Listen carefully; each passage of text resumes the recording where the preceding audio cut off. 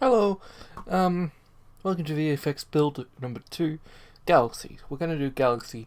So this time we're gonna be just looking at one that I've already built, and going through briefly. If you want a full tutorial, there's a video that I actually followed myself to actually get this. It'll be in the link in the description from some guy on YouTube that I actually kind of liked.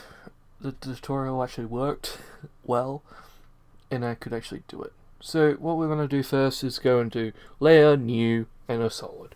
And then you go to effects, and you want to go into simulation, and then you should be able to get the CC particle world. You want to put that onto the particle, onto the solid, and then you get this like particle thing, and then you can play around with it. You want to kind of adjust it to all this other stuff, like I'm kind of just showing you there, like faded star or faded spear, and then adjust everything like the birth rate, longevity. You want the radius X and Y as far out as possible. And then you want to also adjust the radius Z, because you want to have that kind of dolly effect later on. You want it as deep as possible. And then once you've done that, you keyframe the birth rates and stuff, because that will make the stilted image, like a stilted sort of thing. There is fades, but I can't. Yeah, I'm kind of just. See, it's kind of like yeah. So yeah, I'm gonna just explain that. Yeah. Okay. Next, you want to go to a camera. So this camera is to dolly in. So you want a one node camera and 150mm film size, and then you just want to press OK. So you adjust the Z on the position, keyframe it, and you just want to keyframe it there to the other side and make it as deep as possible. Like, you want it to go as far in as you can make it. It's just to make that going through a galaxy effect. And then you can get images of nebulas and all that jazz and just pepper them in.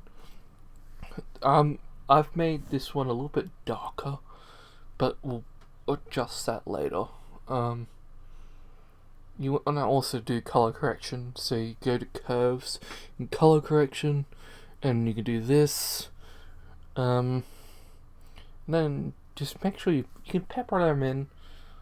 I've got this at the front, but the next one's gonna be layered in, so you can fill up all that space. Yeah, I'm just waiting for myself. Yep, there we go. So kind of like that. Like, the second image is kind of back a little bit, but it's not so much. It's just on the side.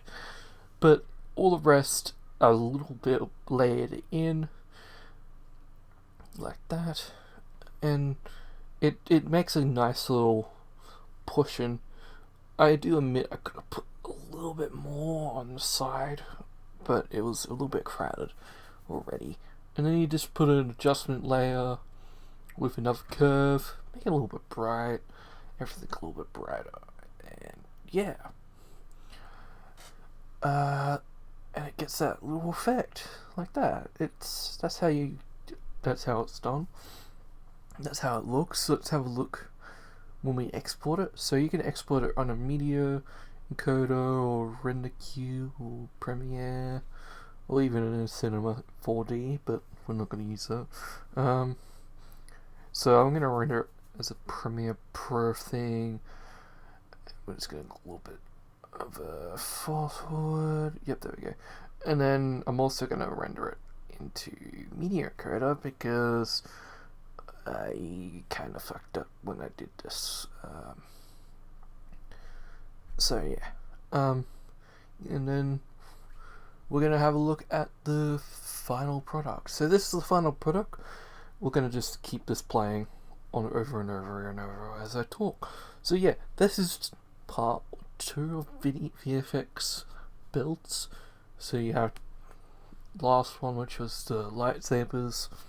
The next one will be a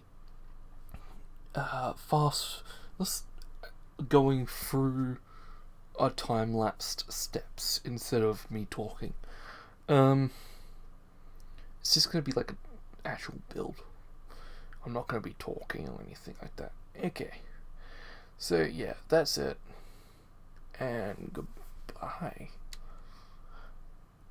Farewell.